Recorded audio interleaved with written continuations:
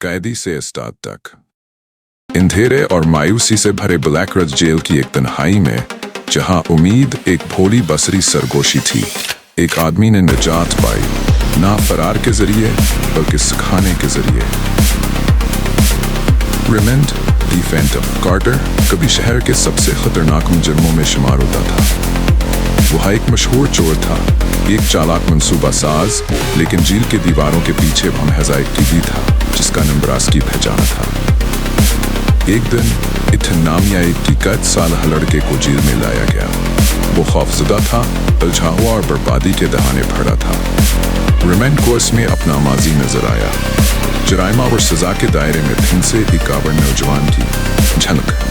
मगर इस बार रेमंड ने एक मौका देखा, अपने लिए बल्कि हसर के लिए। रेमंड ने इसे जेल में जिंदा रहने का तरीका नहीं सिखाया, बल्कि अपनी किस्मत बदलने का रास्ता दिखाया। फरार के जरिए नहीं, बल्कि सीखने के जरिए। वहाँ से किताबों, जहनी मजबूती और हुकमत अमली का दर्स देने लगा। आस्ता आस्ता इतना एक सोचने वाला, एक समझदार और बामकसद इंसान बन गया।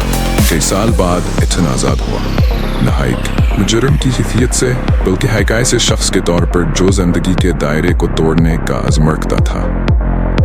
और रेमंड वह जेल में रहा, मगर बाइकादी के तौर पर नहीं, बल्कि हाई का उस्ताद के तौर पर जवान धीरे में रोशनी बन चुका था।